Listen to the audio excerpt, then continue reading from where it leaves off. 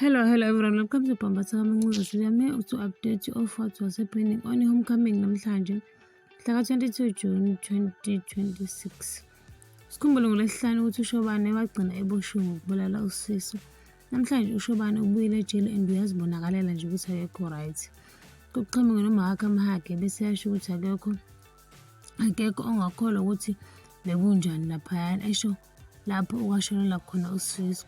Washo khona ukuthi bekugcwele igazi kuyo yonke leya ndawo. Washo khona ukuthi le ndlu beyibhizi, wathi uyafisa ukuthi lento eyenzekelana kwakhe engathi ingangaphinde yenzeke. Wakhuluma noShobane washo ukuthi akayikholwa yonke lento eqeda kwenzeka ukuthi yena ubulale umuntu. Washo khona ukuthi izandla zami zigcwele igazi. Wathi Metron, impilo injalo nje mntanami. Wathi izinto ziyenzeka kodwa futhi azikholakali kalula.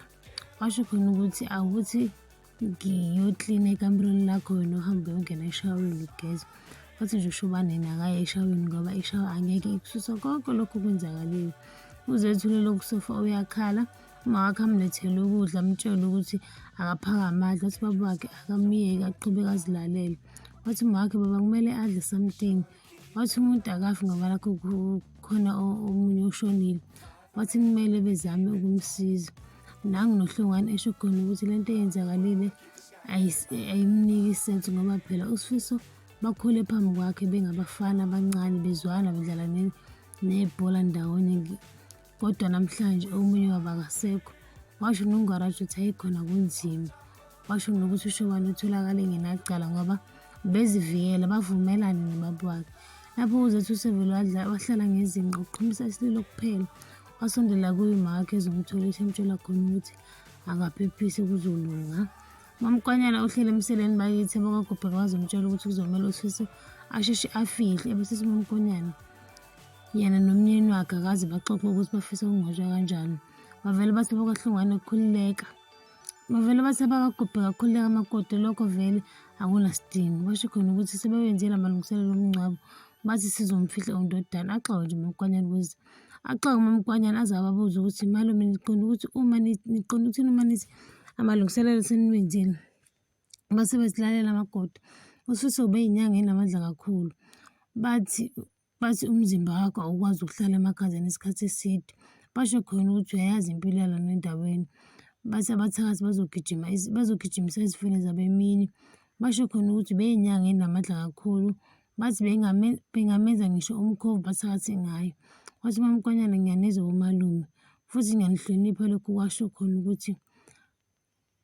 khona ukuthi kodwa lona bekuwumnyeni wami nami ngunkosikazi wakhe. Wathi nami bekumele ngibe nombono. Umalume batshela uMamKwanyana ukuthi nobaba kaSifiso wangcwatshwa exactly ngale ndlela abafuna ngcwatshwe ngayo uSifiso. Wathi ethi uyakhuluma uMamKwanyana wamvala uMahakha. Basho umalume ukuthi bona ngeke baze batshelwe ingane.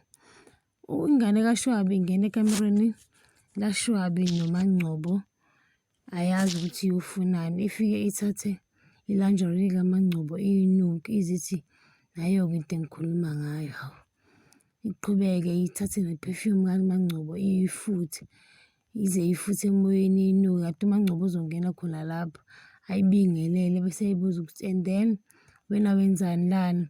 Bese iqamba amanga kaShwabi ithi hayi bebheka incwadi yesikole. Athi incwadi yesikole ey'ntweni zami iliphi leli klasi elinifundisa ngama-perfume? Ivele ithi hhayi life science. Ithi hawu, manje ama-perfume ami. Bese iyasho ukuthi hhayi umuntu wesifazane bekade ijula naye obesebenzisa i-perfume enjengeyaMangcobo exactly. Athi kaziyiphi-ke leyo ntombazane okuhambeni enganuka njengami ngoba ayikho intombazane enuka njengami. Wathi kusho ukuthi uthisha. Yathi ingane cha akuyena uthisha.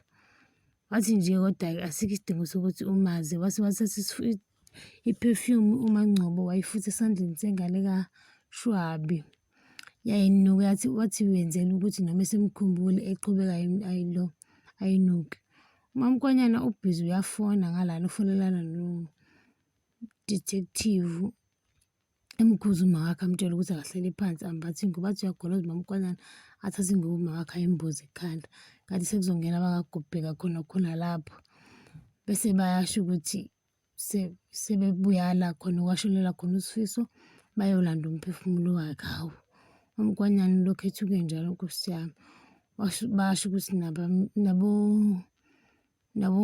nabesemushwali bathembisile ukusigcina isidumbu kuze kube ikusasa khona ezongcwatshwa kahle. Basho khona nomamkhwenyana ukuthi u-detective kade efonile bathi bacela ukuvalelisa uSifiso kahle. Kwathiwa, hawu bekumele uqale ukhulume nathi nje makoti. Wathi nami ngumakoti, wathi nami ngumfazi kaSifiso, ngingenza nanoma yini into engifuna ukuyenza. Waqhubeka washo ukuthi iy'tulo ney'tende usekukhokhelile. Ngiyayibamba lana ungakhohlwa ukucweza the Talkers Bell no-subscribe nomusho umbona wakho. Bye.